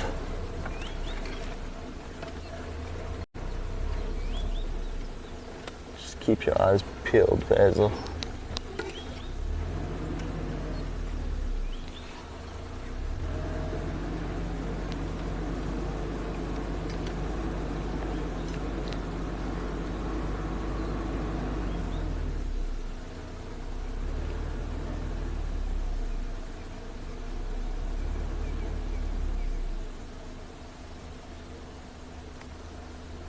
Oh, sorry, I see you're having trouble there, Mary, with the app. I will let the developers know. But yeah, no, really awesome to see that she is good and she is healthy. Wow. Truly blessed, eh? I'm just wondering where she's gone. You don't see her, eh?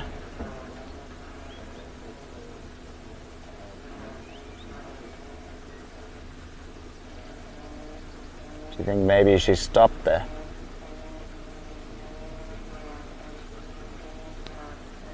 Yeah, I know. Oops. There's a bit of a tree there.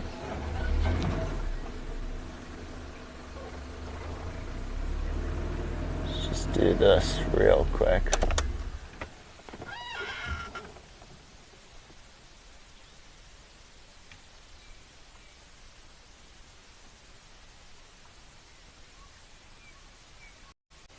Just see if we can't hear any alarm calling of anything.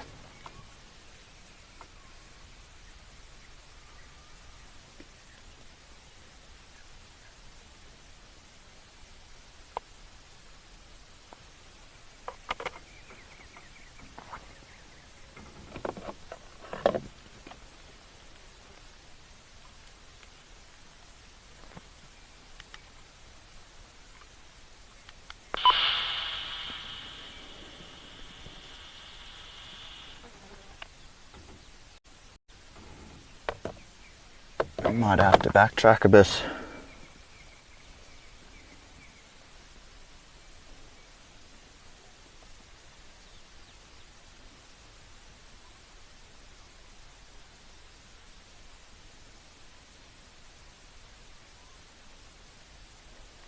No, we definitely very much are attached to this last little cubby, Barbara. We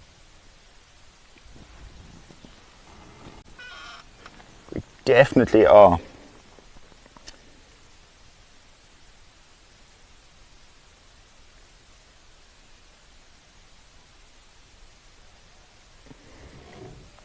Oh, well, thank you guys for taking clips of that. Nice to have some evidence that she's doing okay. But, oh my goodness, what a surprise plot twist for the ending of, towards the end of Drive, eh? Wow. Wow, I've got goosebumps. I'm super happy. I could literally... Where? Standing. But...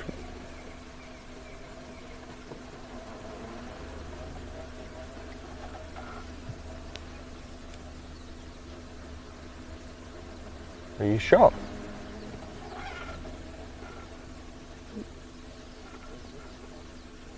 Where, dude? There. The big tree's there. Nice spotting though. Yeah, no, I see her. She's gonna come. So we're gonna switch off right here, everyone. Oh, sorry, Daisy.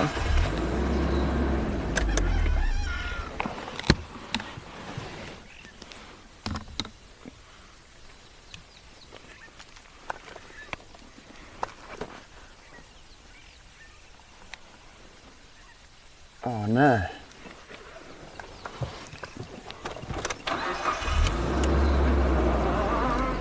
Let's do this.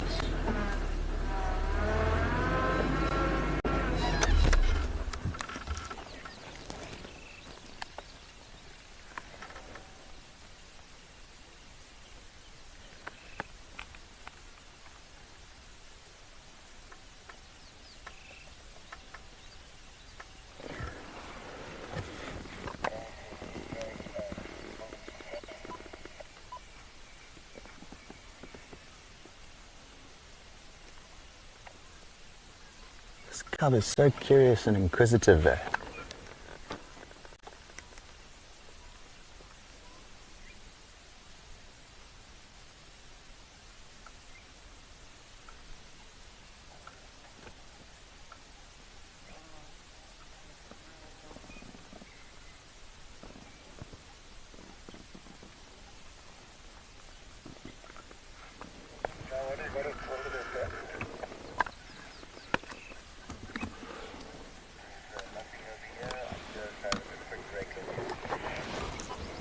Oh, she's right behind us.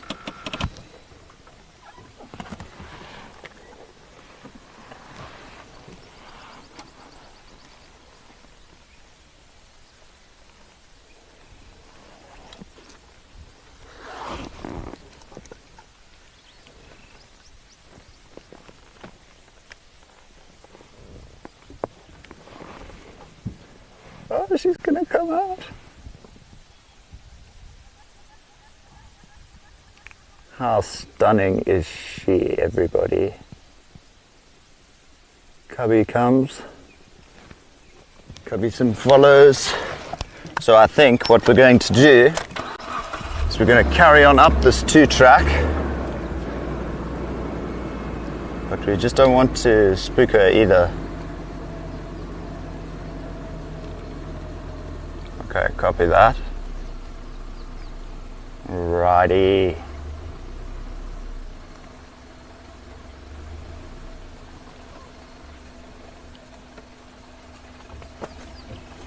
Don't want to be completely on their tail either, because we don't want to pressure them. They own the road here. Just watch your head, Basil. There's the cubby. I think we are slowly running out of road. Maybe one last final glimpse of cub. Let's just check the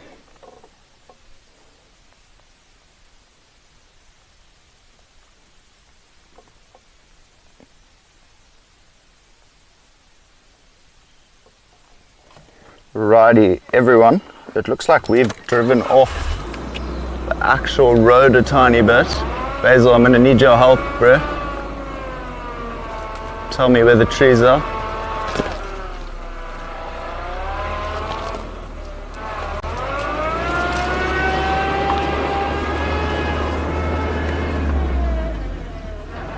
Okay, back on the road. The road bends up this way and goes around. So, just try and catch up to them before we completely lose them. I need your eyes again, sir. Your eyes are brilliant. Like a hawk or something.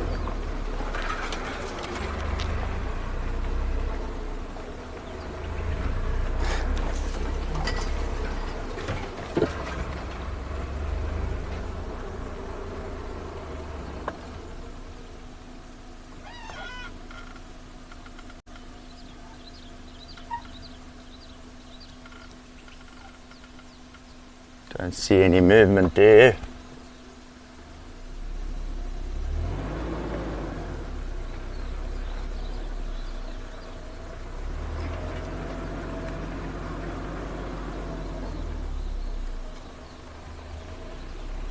Oh, I think I know exactly where they're going.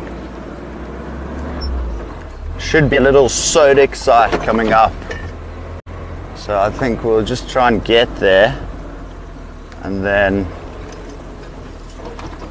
we'll just sit and hope and wait, unless they've crossed the clearing already.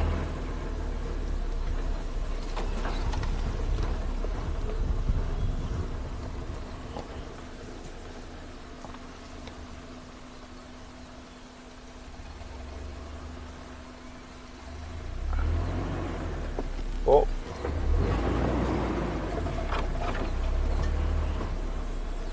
See, I don't know if they would have moved this far. Maybe they've just gone flat somewhere. What I'm going to quickly do, so we're not going to drive into that big hole.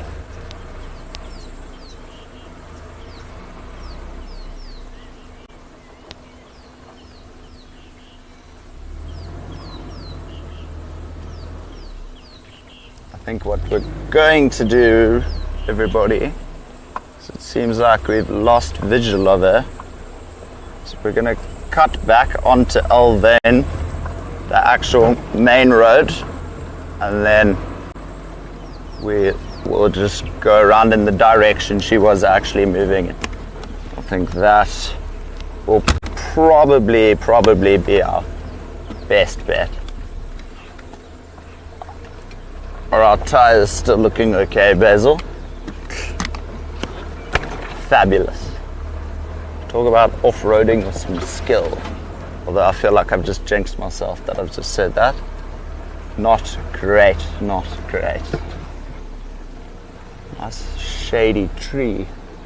Maybe they might come up here, because it's already starting to warm up.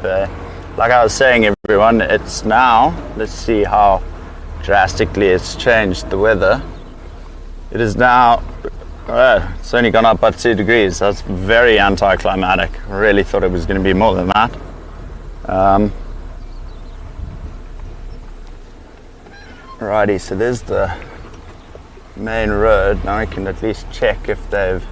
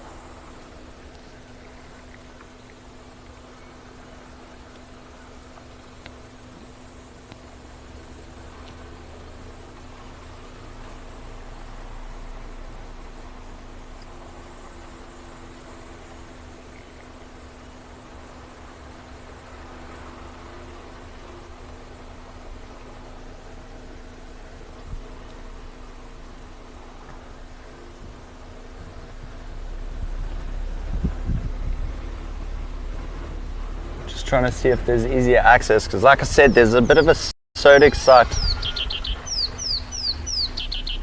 in the center of this block.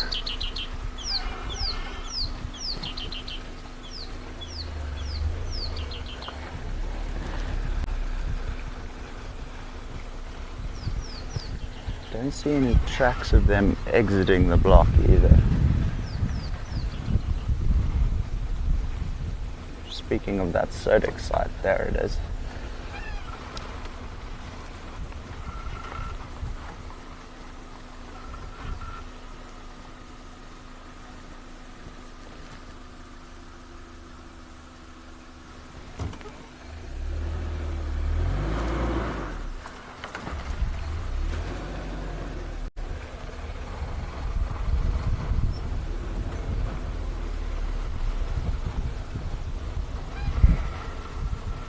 You can see there's so many nooks and crannies in these sodic sites for them to hide. It's a perfect place to rear a cub.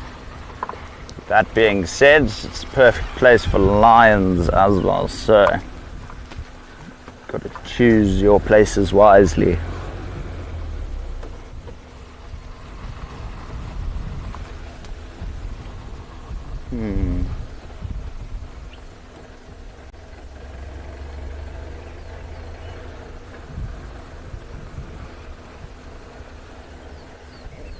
Alrighty everyone, thank you very much for joining us on a splendid morning drive.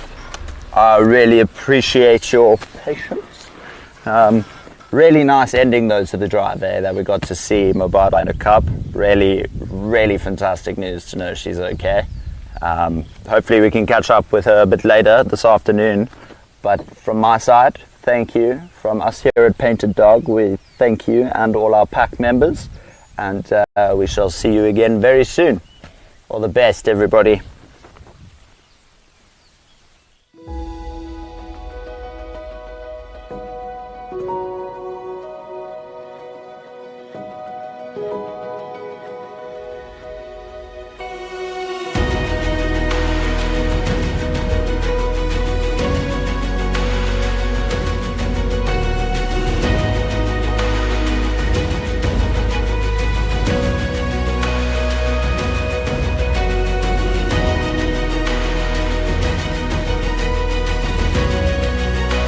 We're very spoilt here on the Rietspruit Reserve.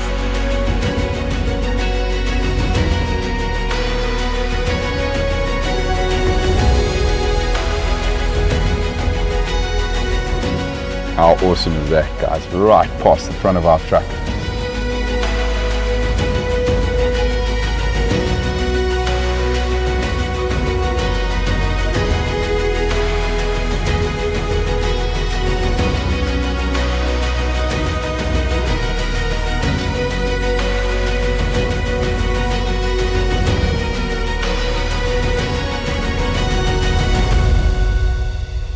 Look at that, everybody.